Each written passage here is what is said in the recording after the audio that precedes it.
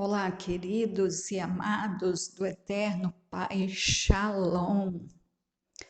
Hoje nós estamos aqui para mais uma meditação e com muita alegria.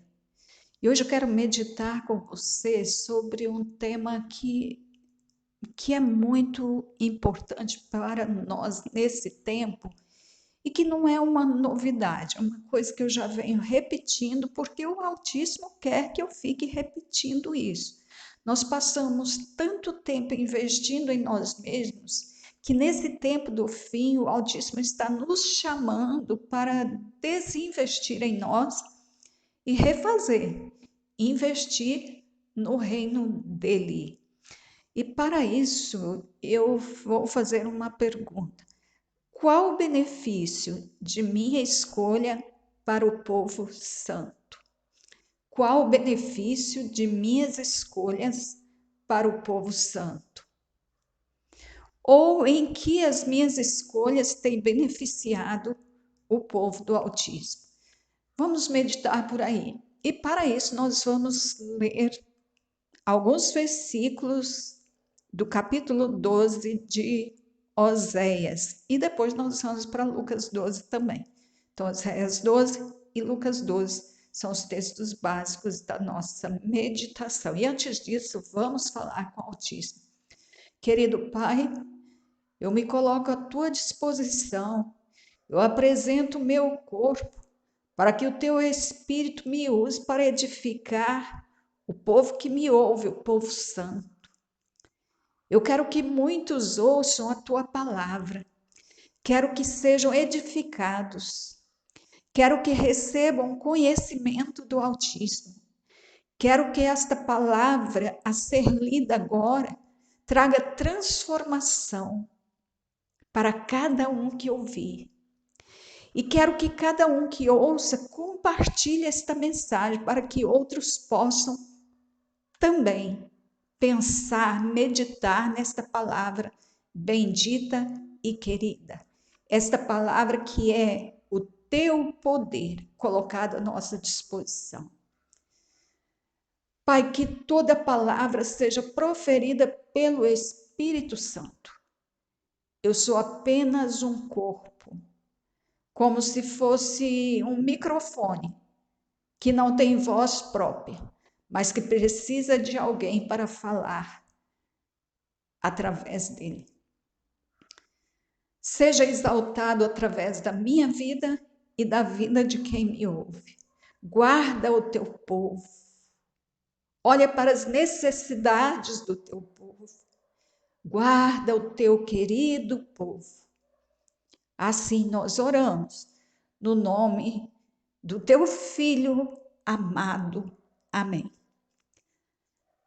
Oséias capítulo 12, versos 2 até o verso 7, depois os versos 12 e 13.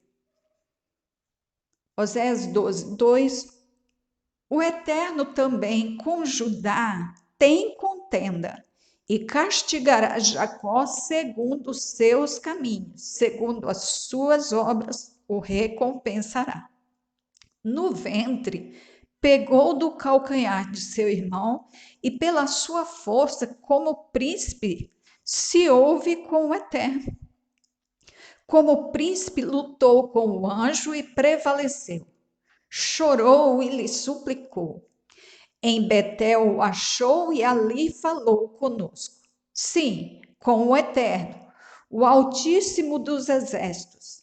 O Eterno é o seu memorial.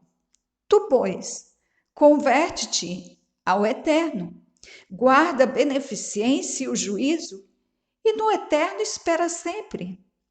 É um mercador, tem balança enganadora em sua mão. Ele ama a opressão. Versos 12 e 13. Jacó fugiu para o campo da Síria e Israel serviu por uma mulher, e por uma mulher guardou o gado.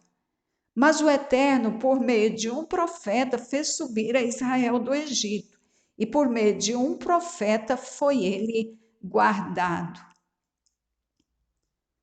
O Altíssimo, então, está dizendo aqui que ele tem uma contenda com Judá. Judá era filho de Jacó, um dos filhos. E ele diz que castigaria Jacó segundo os caminhos de Jacó. Então, por mais que houvesse um amor grandioso entre o Altíssimo e Jacó, havia queixas contra ele. E que fique claro que o Altíssimo amou tremendamente Jacó. Em Malaquias capítulo 1, verso 2, o Altíssimo disse assim: amei a Jacó, amei a Jacó. Então, o amor do Pai eterno por Jacó é indubitável, inquestionável e é bem visível nas Escrituras. Mas, apesar disso, Jacó teve suas grandes dificuldades, como nós temos também. Então, o Eterno estava acertando as coisas, dizendo que ia castigá-lo. Claro que quando o Eterno disse isso aqui, Jacó já não existia mais, mas isso ainda ficou guardado. O Eterno ainda tinha isso em sua mente, em seu coração, e em algum momento ele quis tratar disso com os descendentes de Jacó. Então, qual é a queixa que ele traz de Jacó? Verso 3. Ele diz que no ventre Jacó pegou do calcanhar do irmão. Quando Rebeca estava grávida, ela sentia muito movimento dentro dela e aquilo estava incomodando. E ela foi ao Altíssimo orar para perguntar o que estava acontecendo. E o Altíssimo respondeu, ele falou assim: Rebeca, há duas nações dentro de você. Dois povos vão se dividir dentro de você. E eles vão viver lutando. E o maior vai servir o menor. Ou seja, o que nascesse primeiro, o primogênito, ia servir o que viesse em seguida. E no dia do nascimento, Jacó nasce, sai o Esaú como primogênito, mas o Jacó sai em seguida agarrado no pé dele. Por quê? Porque ele queria nascer primeiro. Esses dois bebês brigaram no ventre, querendo um passar na frente do outro. E Jacó, ele desde bebê, ele fez tudo para conseguir vantagem. Jacó era alguém que queria tudo para si. Até os dois filhos de José, o filho dele teve dois filhos, Manassés e Efraim. Quando ele abençoou os filhos de José, ele tomou os filhos de José para ele. Ele disse que o Altíssimo tinha prometido a ele que ia dar a ele uma grande descendência, então ele pegou esses filhos de José para ele. O que fez com que surgisse aí a tribo de Manassés e a tribo de Efraim, que eram os netos de Jacó. Então, nós achamos lindinho que Jacó e Esaú tenham lutado no ventre, mas o Altíssimo tem uma queixa, ele se queixa disso. Desse querer levar vantagem, desse querer passar na frente do outro. De brigar por isso, de brigar pela primogenitura, porque o primogênito ele herdava tudo. Ele era o responsável, ele era o maioral. É ele que tinha o comando da família, de todos os bens da família depois que o pai morresse. Então eles brigavam por isso, um sentimento assim de ganância mesmo. E a outra queixa que o Altíssimo tem contra Jacó é de uma coisa que a gente acha lindo também. Nós amamos aquela luta de Jacó com o anjo. Mas o que o Altíssimo pensa disso? O Altíssimo diz que, olha, como príncipe se ouve com Deus. Como o príncipe lutou com o anjo e prevaleceu. E depois caiu no choro, chorou e suplicou bênção, ele exigiu bênção. O Jacó falou: não te deixo ir se você não me abençoar. O Jacó insistiu na bênção, ele queria a bênção a qualquer custo. E se para isso fosse necessário lutar com o anjo, ele fez, ele lutou. Jacó não deixava por menos. Jacó não pedia, Jacó exigia. O príncipe ele exige. O príncipe não pede. Então o Altíssimo estava falando aqui que ele agiu como um príncipe. E o ideal seria que ele agisse como um servo. Como aquele servo, assim, aquele centurião de Lucas 7, que pediu para os judeus amigos dele lá, pedia ao mestre que viesse à casa dele curar o servo dele. Depois mandou uns amigos pedindo que o mestre nem viesse na casa dele, porque ele não era digno. Porque ele reconheceu a autoridade do mestre. Ele reconheceu o mestre como Messias. E ele entendeu que aquele ali só podia vir em nome do Altíssimo. Que o que ele recebia, que o mestre recebeu, tinha que ter vindo de alguém maior. E ele não conhecia ninguém maior. Então está vindo do Altíssimo. Sim. Eu não posso receber esse homem em minha casa. Jacó precisava ter esse tipo de humildade, mas ele não teve. Ele exigiu o milagre, igual a mulher do fluxo de sangue. Ela não pediu o milagre, ela roubou, ela exigiu, ela foi lá escondida, porque estava agindo, ela não devia estar ali tocando as pessoas por ser imunda. Então ela arrancou o milagre de forma escondida. Se ela pedisse com humildade, teria recebido da mesma forma. Acabou dando tudo certo, porque o mestre deu um jeito lá dela consertar. Mas aqui, voltando para Jacó. Jacó foi esse que ele lutava, ele dava o sangue pela bênção. E ele lutou, então, com o príncipe, ele lutou como príncipe, ele lutou como anjo. Poderia ter pedido como servo e teria sido abençoado da mesma forma. Aí no verso 5, o Altíssimo está falando assim: sim, com o Eterno, o Altíssimo dos Exércitos, ele teve coragem de lutar com o Eterno, com o Altíssimo dos Exércitos. Aí o que o Altíssimo fala para ele? Converte-te ao Eterno. Então, enquanto nós achamos muito bonita essa luta, essa batalha, o Altíssimo diz que precisa ter conserto, conversão, ser humilde. E não lutar como príncipe quando luta com Deus, mas lutar, pedir como servo. Não, ao invés de lutar como príncipe, pedir como servo. Porque príncipe exige as coisas. Os príncipes da época de Israel, do antigo Israel, não pediam as coisas, eles exigiam. A fala de um rei não voltava atrás e ninguém questionava a fala de um rei e de um príncipe. Aí o Altíssimo então fala para ele assim: converte-te ao Eterno. Ou seja, dá meia volta, tem um outro comportamento totalmente o contrário desse aí. E falou assim: guarda a beneficência. Ou seja, seja zeloso em prestar benefícios para os outros. Guarda o juízo, que é a palavra, que são os preceitos divinos.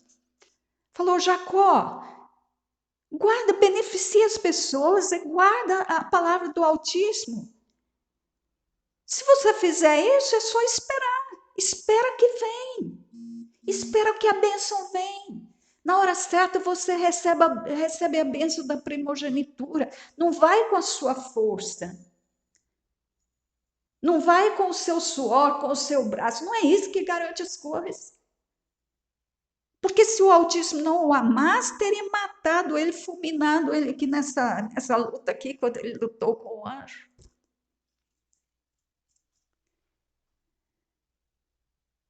E no verso 7, o Altíssimo fala assim: é um mercador, tem balança enganadora em sua mão, ele ama a opressão, e o Altíssimo quer que ele ame a beneficência, quer que ele seja um beneficiador para as pessoas, um abençoador, e que ele ande no juízo do Altíssimo, que ele cumpra a palavra. Se tá fazendo bem, se está obedecendo a palavra, então espera. Quem está em desobediência é que tem que ficar preocupado, mas quem está obedecendo, espera. O Altíssimo está vendo tudo. Na hora certa ele vai agir, na hora certa ele vai atender a necessidade. Ele sabe a hora certa, não sou eu e você que sabemos, é ele.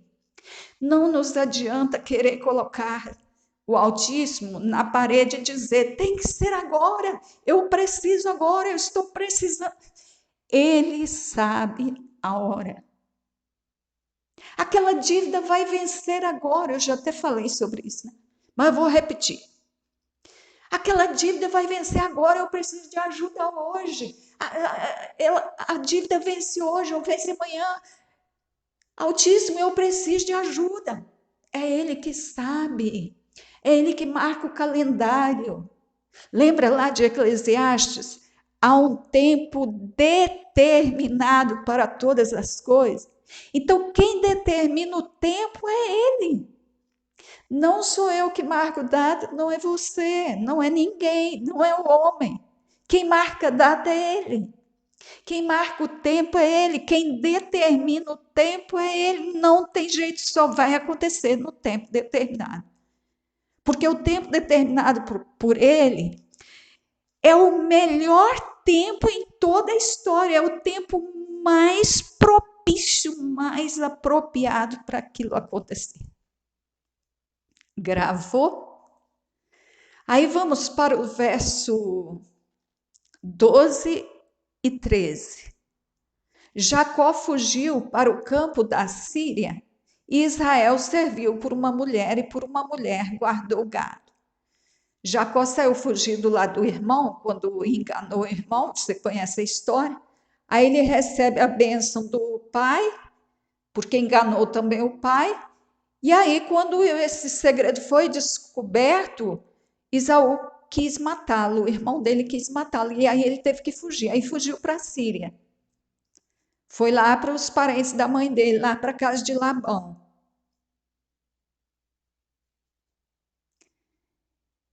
E lá, então, ele começou a trabalhar para o. Embora ele tenha sido abençoado por engano, mas ele não levou nada. Aí ele fugiu para a Síria sem nada, porque saiu corrido, e lá ele trabalhou como escravo. Ele trabalhou, servindo a Labão.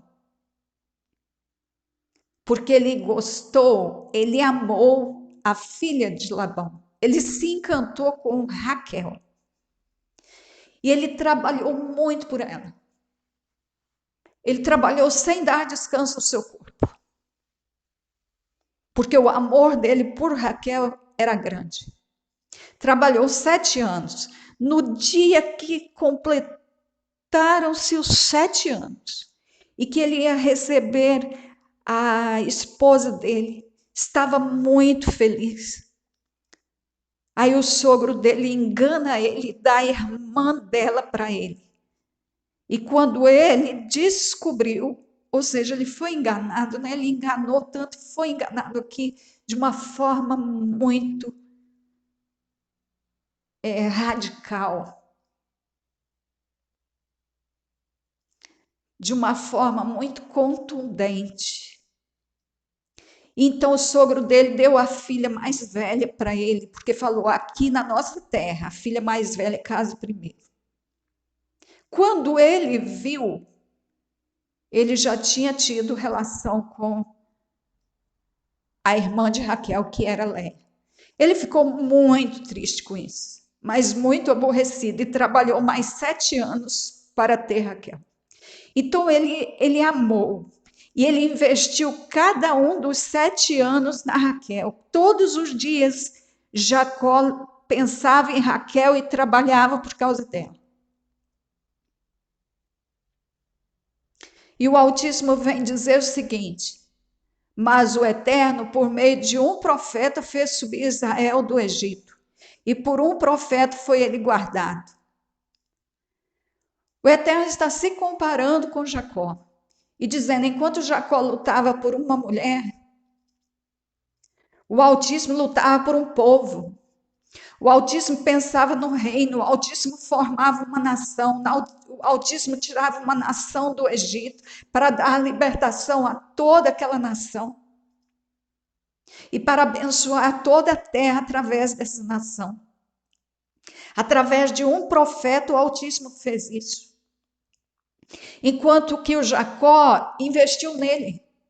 Ele amava muito aquela mulher, e por ele amar muito aquela mulher, ele queria ela para ele. Então ele pensou nele o tempo todo. O plano de Jacó era muito restrito, muito particular, muito personalizado. Jacó, quando queria uma coisa, ele insistia naquilo até conseguir.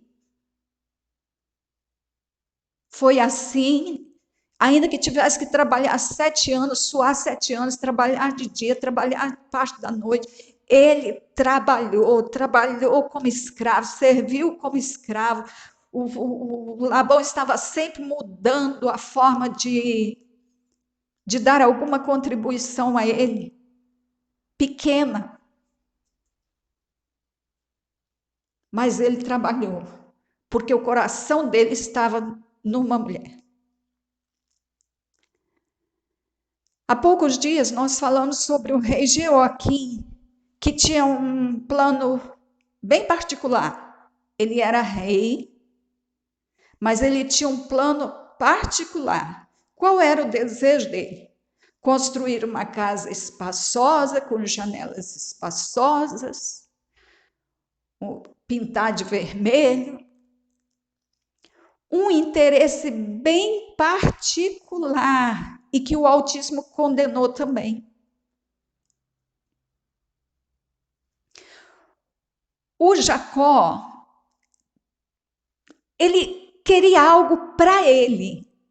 O Jacó não tinha o hábito de pensar no Altíssimo, em ter filhos, casar para ter filhos, para formar o povo do Altíssimo. Não, ele queria formar um povo para ele, filhos dele, ter terra, ter bens. Ele pensava nele. É isso que o Altíssimo está condenando e que pede para ele se converter, e é isso que ele está falando para nós também. Esta lição é muito grandiosa. O Altíssimo quer tirar essas coisas particulares de nós, essas buscas por conhecimento, busca por coisas, essas coisas que são benefícios só para nós. Quais são os sonhos, geralmente, das pessoas? Ter conhecimento, ter um bom emprego, ter um bom salário, ter uma boa aposentadoria, ter uma casa boa, um carro bom. Não é eu o tempo todo. É eu e é para mim, é eu e é para mim o tempo todo. Eu sei que eu estou repetindo, mas o autismo me manda repetir essas coisas, porque nós precisamos sair dessa coisa, desse espelho. Nós precisamos parar de olhar para nós, para o nosso umbigo. Nós temos que ver o reino. Nós fomos criados, nós nascemos para investir no reino, para ser como Moisés, que através de Moisés o Altíssimo guardou um povo, tirou um povo, libertou um povo. Olha a diferença entre Moisés e Jacó.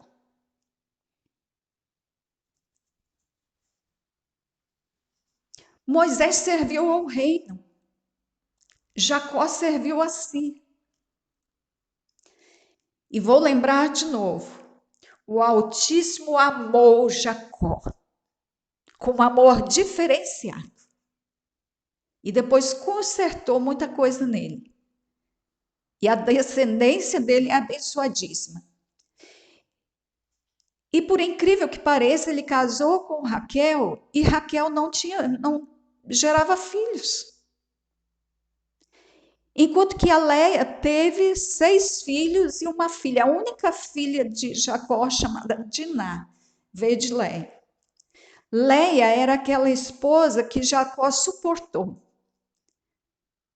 Ela se queixa de que ela era aborrecida pela irmã, não era a preferência de Jacó para ter uma relação com Jacó uma vez, porque Leia queria ter filho, e Raquel também. Ela chegou a falar para Jacó, me dá filhos, não morro. Então elas queriam ter filhos, elas tinham visão de reino. E o Jacó queria, mas para ter o seu nome grande.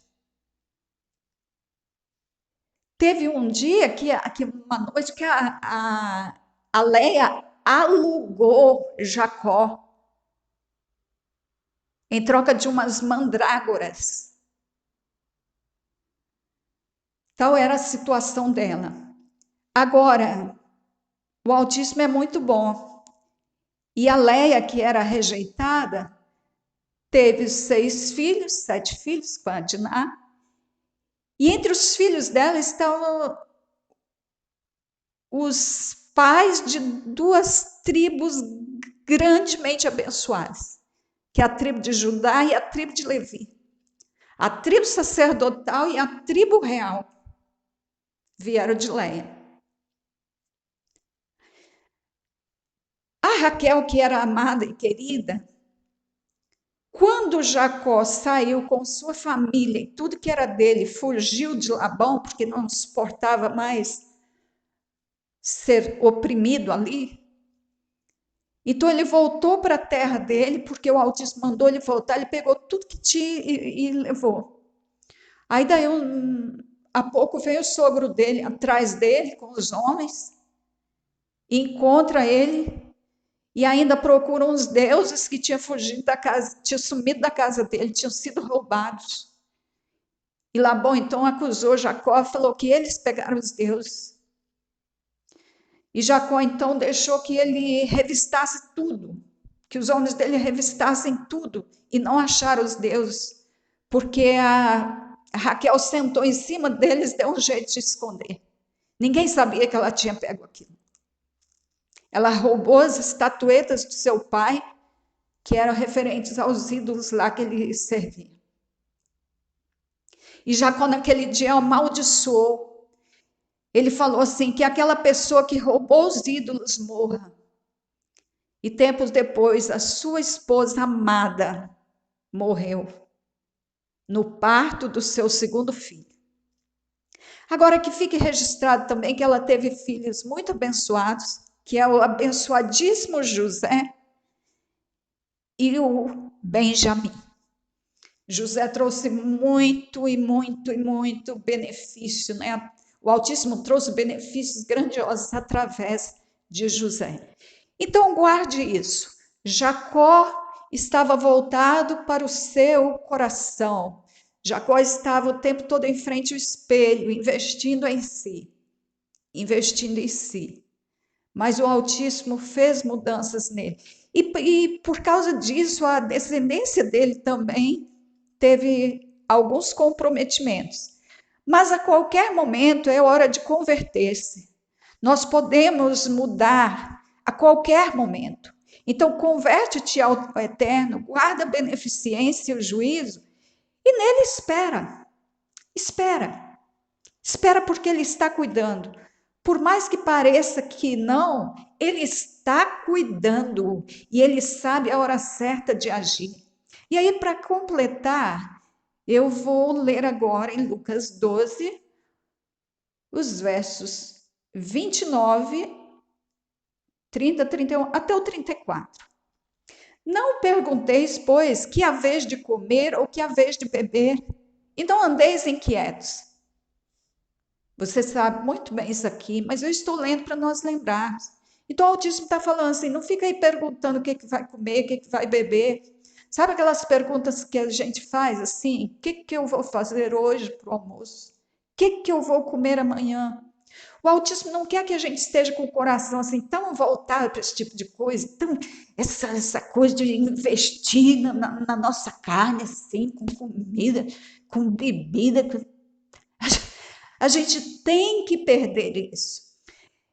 Esse gosto pela comida que nós temos, ele tem que perder um pouco a força.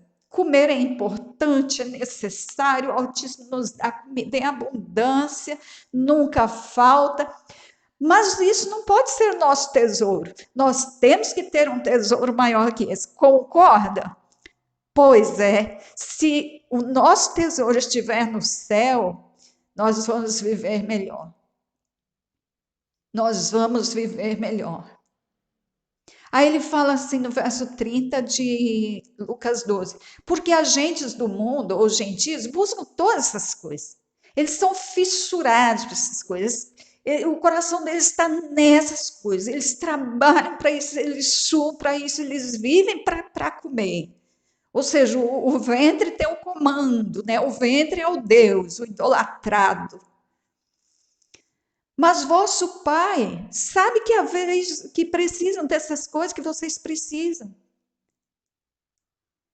E tu está dizendo assim, vocês não devem ficar com o coração só nisso, pensamento só nisso, porque o seu Pai sabe que vocês precisam dessas coisas. Isso não é novidade. Aí ele fala, buscai antes o reino do eterno. E todas essas coisas vocês serão acrescentadas. Ele está falando assim, não busque essas coisas, busca o Pai. Busca o Pai, busca o reino, não fica pensando em casar para atender suas necessidades somente, não. Não fica pensando em ter filhos para engrandecer o seu nome, não. Não fica pensando em coisas só para você, não. Pensa no propósito do eterno. Verso 32, não temas, ó pequeno rebanho, porque o vosso Pai agradou dar-vos o reino. Eu gosto tanto disso aqui. O Pai quer dar o reino e a gente quer essas coisas pequenininhas, esses sonhos nossos. Um bom emprego, uma boa aposentadoria, um bom salário, uma boa casa. Eu falo, olha, aos nossos filhos, aos jovens dessa época, o Eterno às vezes queria dar nação na mão deles. Mas eles estão absorvidos por seus medíocres sonhos e planos tão pequenos que só trazem benefício particular. Deixa o Altíssimo dar os planos dele, ele quer dar o reino, sabe o que é isso? Enquanto o rei queria a casa, o Altíssimo entregou o reino, toma, cuida do meu povo. Ele estava lá querendo construir uma casa, o investimento dele, o sonho dele era construir uma casa com janela larga, uma casa espaçosa, pintada de vermelho, uma coisa que não traria nenhum benefício para o reino, não ajudaria em nada, não qualificaria em nada. O pequeno rebanho, ao Pai agradou dar-vos o reino. Vamos tomar o reino com esforço, com jejum, com oração, com estudo da palavra. Vamos tomar o reino de volta. Nesta nação, o Satanás não precisa continuar sendo o príncipe, não. Vamos tomar esse reino de volta, vamos tomar, porque quem criou foi o Altíssimo. Quem morreu por esse povo é o Altíssimo. Quem sustenta é Ele, quem liberta é Ele. Então Ele tem todos os direitos sobre este povo. Verso 33 de Lucas 13: vendei o que tendes e dai esmolas. Então o Altíssimo não disse só para o filho pródigo, para o jovem rico, não, ele disse para todos: fazei para vós bolsas que não se envelheçam, tesouro no céu que nunca cabe, onde não chega ladrão e a traça não rói. A gente compra as coisas e fica pedindo ao Altíssimo para guardar, para o ladrão não roubar. Já é previsto que o ladrão vai roubar. Então ele ensina, não fica investindo nessas coisas assim, colocando o coração. Tem as coisas que precisa, mas não põe o coração nisso não. Porque se der um arranhãozinho, a gente vai sofrer, vai chorar se o ladrão roubar, a gente vai sentir vontade de matar o ladrão, vai sentir vontade que ele morra. Não. Não, não é aí que o nosso coração precisa estar. Verso 34, porque onde estiver o vosso tesouro, ali estará também o vosso coração. Fique então com esta palavra e pense em que as suas escolhas têm beneficiado o povo santo, o reino. Quais os benefícios da sua escolha para o reino? E guarda também muito bem o verso 32 de Lucas 12. Não temas, ó pequeno rebanho, porque a vosso Pai agradou dar-vos o reino. Ai, troca o seu desejo pequenininho por essa coisa grandiosa, pelo reino. Deus abençoe você. Um grande abraço, fique na graça, na paz do Altíssimo. Amém.